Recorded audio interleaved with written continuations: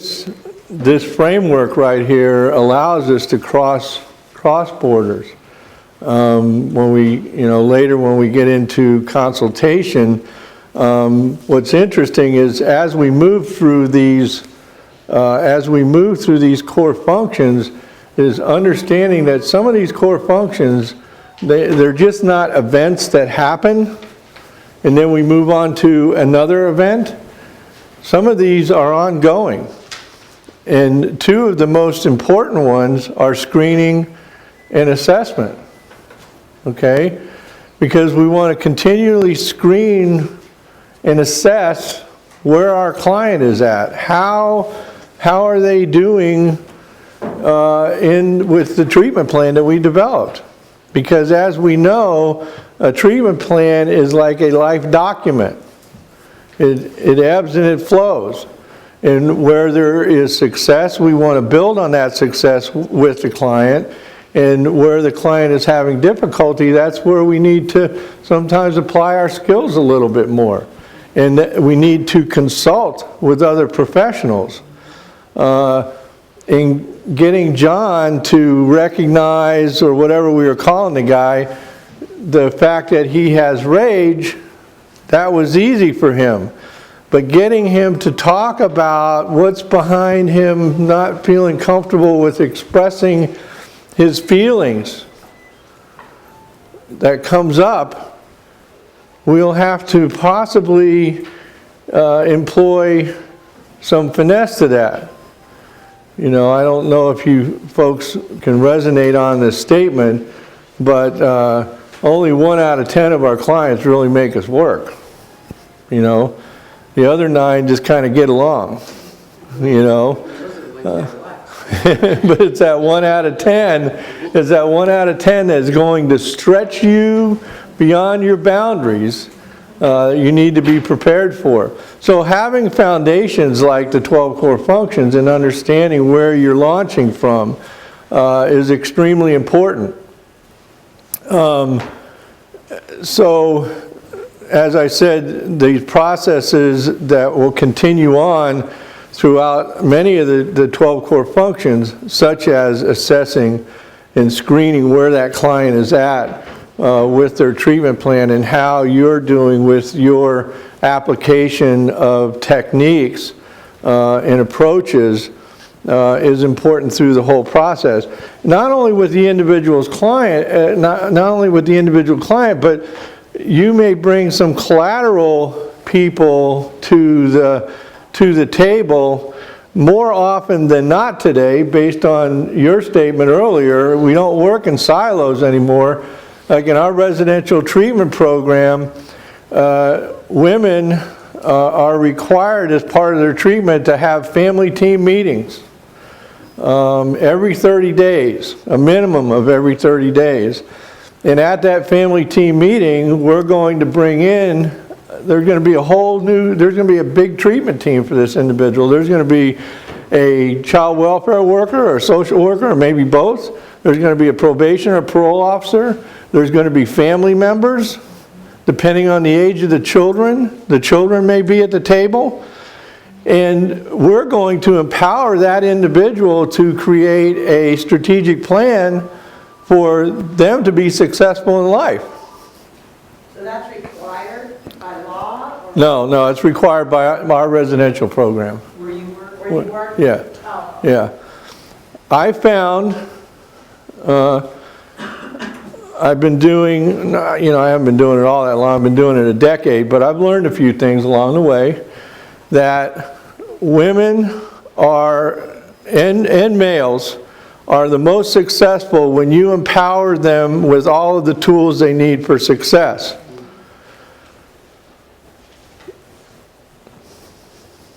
Trust.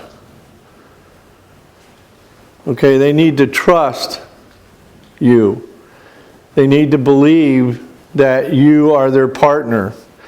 They need to believe that they can be successful.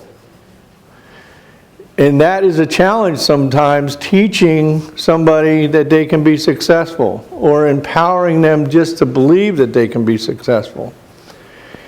and understanding, empowering them with responsibility for their own lives through a group of individuals that are there with one purpose only, and that is so that their family is successful, that their children are raised in a loving and kind environment, free from violence and substance abuse.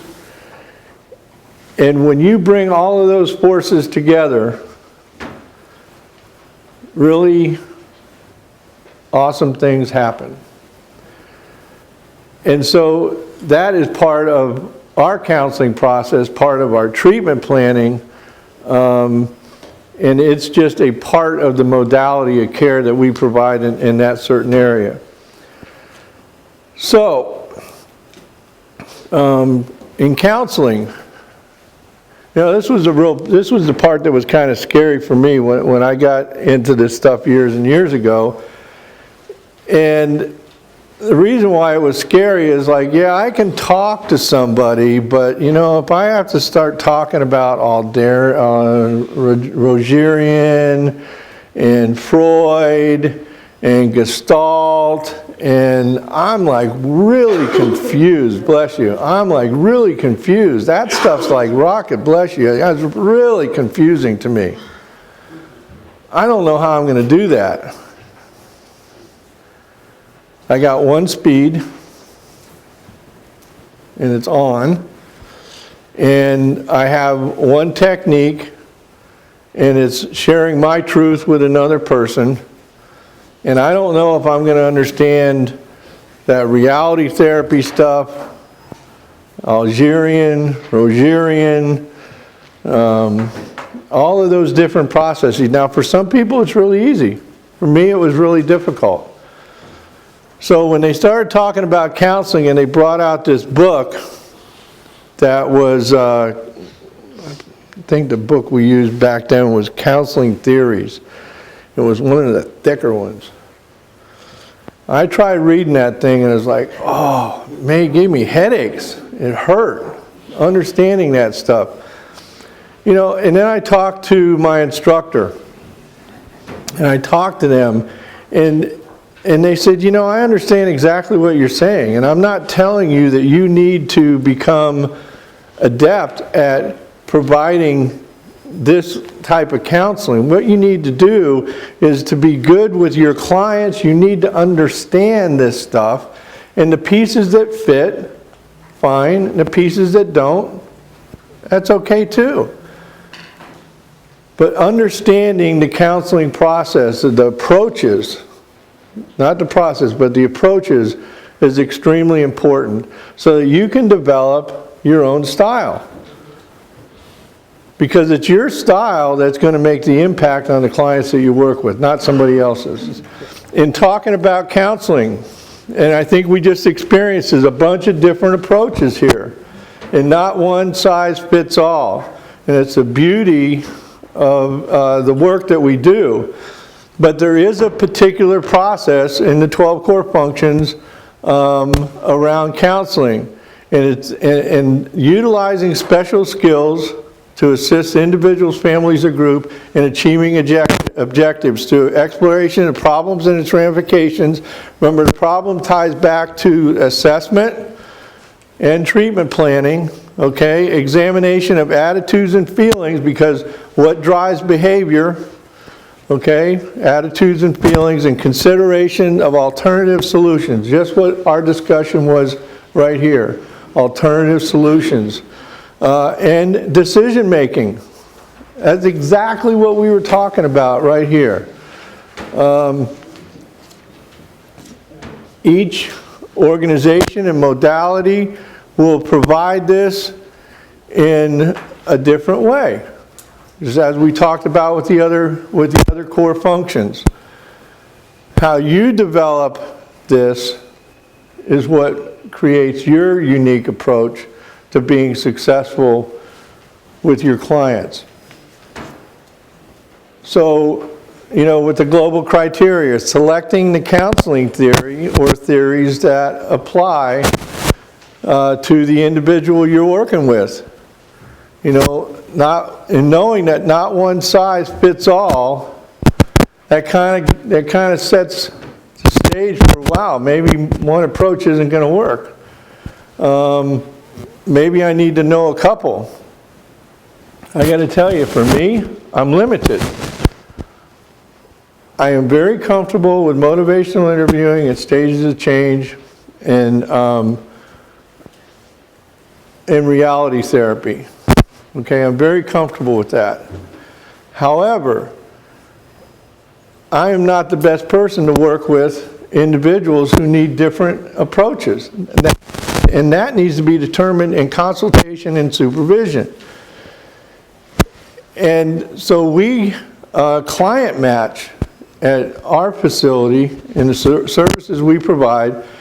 We client match, we review the case, we talk about the person's needs, about their assessment more than their treatment plan, and the type of individual we are, and then we make a determination of which counselor is best suited to work with that individual.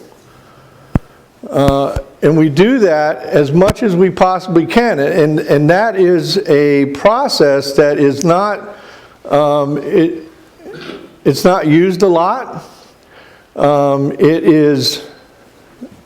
It can be prohibitive in that if you have a caseload of a couple hundred and you only have 2 or 3 people on the floor, you don't have a lot of choices. Your choices are limited. But being mindful of having the ability to make that choice whenever possible is important. And for those of you who may be supervisors, or those of you who may work with supervisors, they should have this information and know what is your specific approach. What's your specific approach? And a real good example is some of us are good with adolescents and some of us aren't. Some of us are a detriment to work with adolescents. Some of us aren't. You know, that's a real good example. You definitely want to gender match wherever possible.